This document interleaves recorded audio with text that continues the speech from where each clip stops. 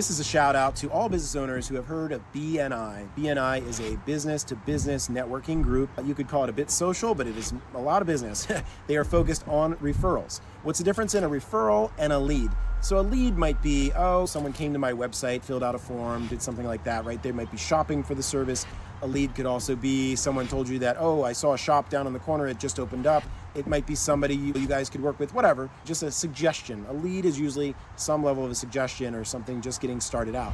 A referral is this guy sends me an email, hey Tom, hey Larry, hey Susie, get to know Chad, get to know what he does. This would be great for your business. We talked on Wednesday and you told me you had all these challenges with your bookkeeping. Chad would be great for that.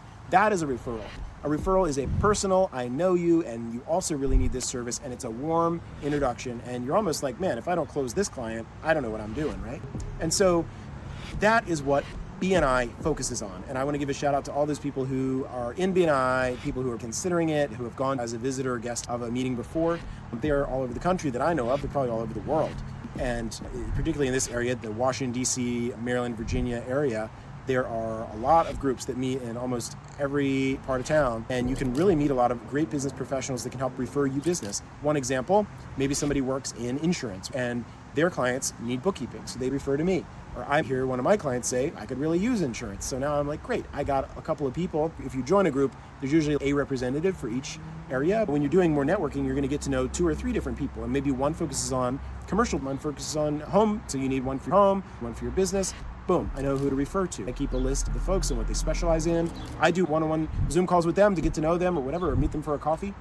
And then I write down, what do they do? What's the ideal customer for them? Because I'd be very happy to refer not only to somebody that I know can do the service, but they're going to do a good job and they're going to put quality behind it. And also, if it gets back to being that they don't do a good job, I'm going to know that. I might question them, what are you doing or what's happening here, try to understand the situation better. But guess what? I'm probably not going to refer anymore if I see consistently they're not respecting the referrals I'm giving them. It just makes you a smarter advisor to your clients. I don't care if you're installing, you might be like, all I do is doors and windows. Yeah, but how many people while you're doing that are like, man, could you do my deck?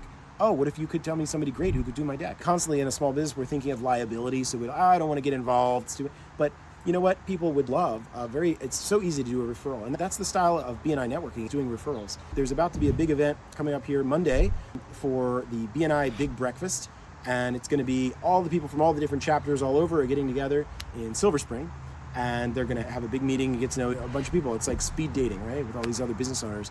I think that stuff is great. We're always constantly focused on where am I going to get the next client, right? We want to increase our book of business, but you need to spend time. A lot of people use the phrase working on your business, not just in your business, which means building the systems, the processes, and building the capabilities. So if your capabilities with getting new clients is low, that's directly tied to your revenue. So you need to get that up. That's one of the first things we'll highlight when we come in. Someone wants us to come in as a fractional controller, a fractional CFO, advisory service for their business finance. We will ask immediately questions about how do you make your revenue? How's your revenue pipeline looking? We want to understand, number one, what is it like to work with this business? Are they thriving? Even if they tell us that, yeah, we're doing great, we still want to understand that revenue and pipeline really well so that we can detect and tell them like, oh, you have an issue here, if that should change. You could be one person away from failure. If you had a really great salesperson, all of a sudden you lose that person. It's, whoa, what are you doing about your pipeline, about your revenue? And so that's the type of advisory capacity we are in, to get to know you, to get to know how your business thrives and does well. And we're going to recommend to you strategies and processes that will